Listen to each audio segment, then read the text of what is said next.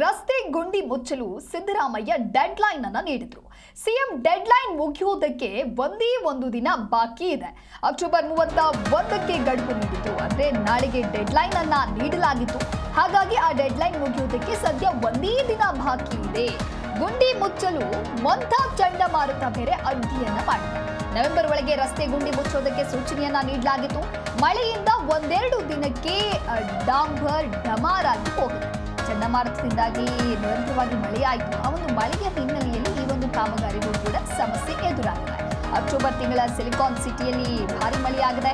ಗಡುವು ಮೀರಿದ್ರೂ ಕೂಡ ಸಿಲಿಕಾನ್ ಸಿಟಿಯಲ್ಲಿ ಗುಂಡಿ ಮುಕ್ತ ಆಗೋದು ಡೌಟ್ ಎನ್ನುವಂತೆ ಆಗಿದೆ. ರಸ್ತೆ ಗುಂಡಿ ಮುಚ್ಚೋದಕ್ಕೆ ಶುರುವಾದ ಮಳೆ ಕಾಮಗಾರಿ ಸಮಸ್ಯೆ ಅಂತ ಹೇಳಿ ಜಿಬಿಎ ಆಯುಕ್ತರು ಹೇಳ್ತಾ ಇರುವುದು. ಅಂದ್ರೆ ರಸ್ತೆ ಸರಿ ಇಲ್ಲ, ರಸ್ತೆ ತುಂಬೆಲ್ಲ ಗುಂಡಿ ಬಿದ್ದಿದೆ, ಇದರಿಂದ ವಾಹನ ಸವಾರರು ಹೈರಾಣಾಗಿ ಹೋಗಿದ್ರು, ಸಾಕಷ್ಟು ಆಕ್ರೋಶವನ್ನ ಕೂಡ ವ್ಯಕ್ತಪಡಿಸಿದ್ರು. ಇದೆಲ್ಲದರ ನಡುವೆ ಜಿಬಿಎ ಆಯುಕ್ತರು ಅಂದ್ರೆ ಸಿಎಂ ಸಿದ್ದರಾಮಯ್ಯನವರು ರಸ್ತೆಯನ್ನ ಸರಿ ಮಾಡಬೇಕು, ಈ ಕಾಮಗಾರಿಯನ್ನ ಸಂಪೂರ್ಣವಾಗಿ ಮುಗಿಸಬೇಕು ಅಂತ ಹೇಳಿ ನವೆಂಬರ್ 8 ಒಳಗೆ ಅನ್ನೋ ಒಂದು ಡೆಡ್ಲೈನ್ ಅನ್ನು ಕೂಡ ಕೊಟ್ಟಿರ್ತಾರೆ. ಆದರೆ ಆ ಡೆಡ್ಲೈನ್ ಮುಗಿದು ಹೋಗಿದೆ. ಅಕ್ಟೋಬರ್ 31ಕ್ಕೆ ಗಡುವನ್ನು ನೀಡಿದರು ಸಿದ್ದರಾಮಯ್ಯನವರು. ಆದರೆ ಆ ಡೆಡ್ಲೈನ್ ಕೂಡ ಮುಗಿದು ಹೋಗಿದೆ. ಆದರೆ ಇನ್ನೂ ಕೂಡ ಗುಂಡಿ ಮುಚ್ಚುವ ಕಾರ್ಯ ಆಗಲಿಲ್ಲ. ಅದಕ್ಕೆ ಕಾರಣ ಚಂಡಮಾರುತ ಅಡ್ಡಿಯಾಯಿತು ಅನ್ನುವಂಥ ನಿಟ್ಟಿನಲ್ಲಿ ಸದ್ಯ ಆಯುಕ್ತರು ಹೇಳ್ತಾ ಇರುವಂಥದ್ದು. ಮಳೆಯಿಂದ ಗುಂಡಿ ಮುಚ್ಚುವ ಪ್ರಕ್ರಿಯೆ ವಿಳಂಬವಾಗಿದೆ ಅಂತ ಜಿಬಿಎ ಕಮಿಷನರ್ ಹೇಳಿದ್ದಾರೆ.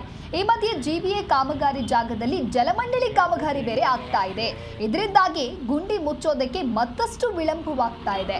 ಈಗಾಗಲೇ ಕೆಲವೆಡೆ ಗುಂಡಿಯನ್ನ ಜಿಬಿಎ ಮುಚ್ಚಿದೆ. ರಸ್ತೆ ಕಾಮಗಾರಿಯ ಜೊತೆಗೆ ಒಳಚರಂಡಿ ಕಾಮಗಾರಿಯನ್ನ ನಡೆಸೋದಕ್ಕೆ ಜಲಮಂಡಳಿ ಪ್ರಸ್ತಾವನೆಯನ್ನ ನೀಡಿದೆ.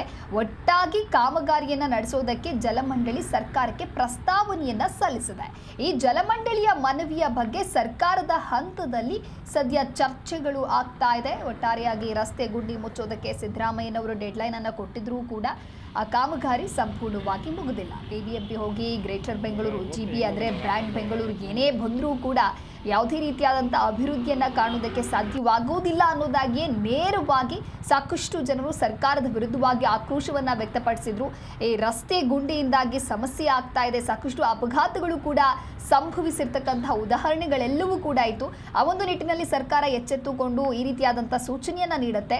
ಆದರೆ ಮೊಂಥಾ ಚಂಡಮಾರುತ ನಮಗೆ ಅಡ್ಡಿಯಾಗಿದೆ, ಹಾಗಾಗಿ ಕಾಮಗಾರಿಯನ್ನು ಪೂರ್ಣಗೊಳಿಸೋದಕ್ಕೆ ಆಗ್ತಾ ಇಲ್ಲ ಅಂತ ಹೇಳಿ ಜಿಬಿಎ ಕಮಿಷನರ್ ಸದ್ಯ ಪ್ರತಿಕ್ರಿಯೆಯನ್ನ ಕೊಟ್ಟಿದ್ದಾರೆ.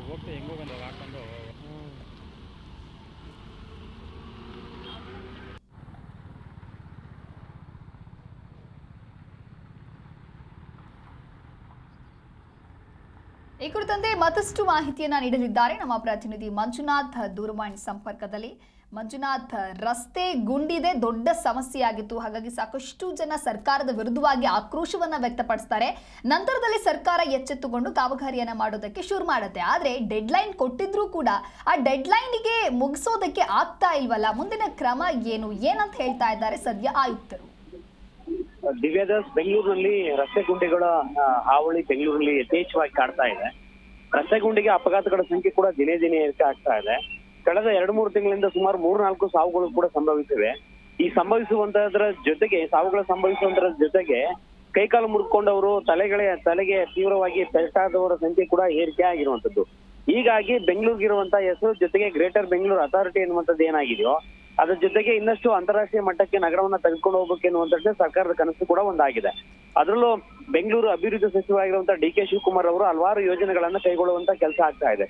ಹೀಗಿದ್ದು ಕೂಡ ಮಳೆಯ ತೀವ್ರತೆ ಹೆಚ್ಚಾಗಿರುವಂತಹ ಕಾರಣದಿಂದಾಗಿ ಬಿಟ್ಟು ಕಾಡ್ತಿರುವಂತಹ ಮಳೆಯಿಂದಾಗಿ ರಸ್ತೆ ಗುಂಡಿಗಳ ಸಂಖ್ಯೆ ಏರಿಕೆ ಆಗ್ತಾ ಇದೆ. ಇದೇ ಕಾರಣಕ್ಕಾಗಿ ರಸ್ತೆ ಗುಂಡಿಗಳನ್ನು ಕೂಡಲೇ ಮುಚ್ಚಿಸಬೇಕು ಎನ್ನುವಂತ ನಿಟ್ಟಿನಲ್ಲಿ ಸಿಎಂ ಅವರ ನೇತೃತ್ವದಲ್ಲಿ, ಡಿಸಿಎಂ ಅವರ ನೇತೃತ್ವದಲ್ಲಿ ಅಧಿಕಾರಿಗಳಿಗೆ ಸೂಚನೆಯನ್ನ ಕೊಡ್ತಾರೆ. ಆ ಸೂಚನೆ ಕೊಟ್ಟಂತೆ ಡೆಡ್ಲೈನ್ 31ಕ್ಕೆ ಇತ್ತು, ಇದೇ ತಿಂಗಳು.